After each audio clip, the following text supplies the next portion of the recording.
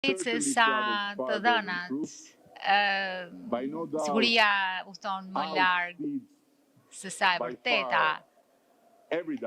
gjithashtu edhe më shpejt se sa çdo dyshim. Konspiracioni është më shumë se sa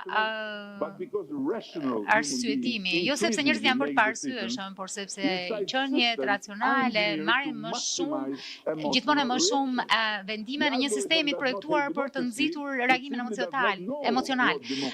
Algoritmi nuk e urren demokracinë, thjesht nuk e di çfarë është demokracia. Disa javë më parë, në vendin tim, ndoshta e keni parë, u shndrua në laborator të vogël të kësaj dukurie të madhe. Shumë prej jush mund të keni dëgjuar për atë çfarë u njoh ndërkombëtarisht si revolucioni i flamingove. Si kryeministër e konsideroi këtë protestë një mesazh të rëndësishëm për mua dhe për qeverinë time. Po dëgjoj dhe po përpiqem ta kuptoj këtë mesazh me shumë kujdes, jo duke numëruar njerëzit në rrugë, por e jo duke matur hashtaget, por duke u përpjekur për të kuptoj shqetësimet, ankthet, shpresat që i sollen njerëzit aty. Qeveria që rresht së dëgjuar, rresht së qeverisuri. E çfarë do lloj konkluzioni që ne kemi arritur tashmë për vetë çështjes? Në fakt, nuk mund të themi që ka arritje të një gjëje të vlefshme, sepse ka pjesë në transformim demokratik të Shqipërisë, sepse kemi jetuar në një kohë ku marrëveshja, protesta nuk lejohej, marrëveshja ishte e detyrueshme, dakurësia ishte e detyrueshme, dhe erdhëm në një periudhë ku protestat u bën të rrezikshme, në të njëjtin bulevard ku flamingot festojnë lirinë, kishim njerëz që u vranë, protestues të cilët humbën jetët. Jo shumë kohë më parë. Por ajo çfarë dua të them është se pas gjithë kësaj të mire erdhi e keqja.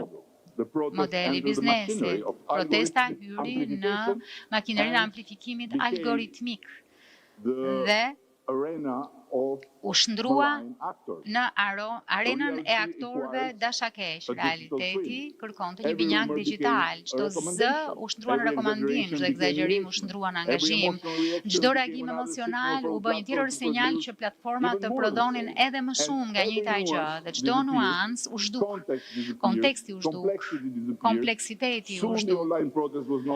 Dhe protesta online ndërkohë nuk po përshkruante protestën, por ishte një demonstrim më i madh, më i thjeshtë, më i zemruar, dhe në fakt më tej miliona njerëz të cilët nuk kishin vënë as këmbën në Shqipëri, nuk përjetuan me demonstratën, por interpretimin e algoritmit të kësaj demonstrate dhe realiteti digjital u bë më ndikues se sa i fizik. Dhe kjo është e shëmtuar, ajo qytetarët, jo protesta, shtrembrimi, zëvendësimi i realitetit përmes optimizimit, dhe kjo nuk është një histori vetëm shqiptare. Komenti i fundit. Demokracitë janë duke dëmtuar veten, kam frikë deri në një pikë moskthimi, sepse demokracitë të mëdhat, duke filluar që këtu e në vendet të tjera të mëdha, ku nuk ka dyshim që ka demokraci në veprim, ende nuk kanë gjetur kurajon për të bërë dallimin midis lirisë së shprehjes, të fjalës dhe lirisë së shpërndarjes. Trajtimi i lirisë së shpërndarjes apo të shtrirjes si zgjatimi i lirisë së fjalës, do të thotë heqësh dorë nga e vërteta, të heqësh dorë nga nuanca, të heqësh dorë nga dyshimet. Dhe të bësh apo të lësh të ndodhë diçka që diktatura e ka bërë gjithmonë.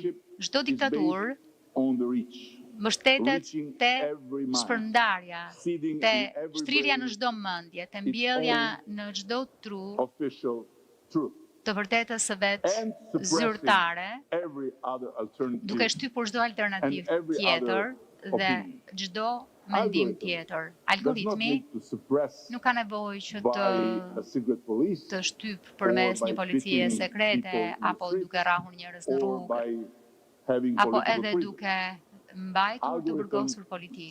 Algoritmi thjesht mbyt gjithçka tjetër përveç indinjatës.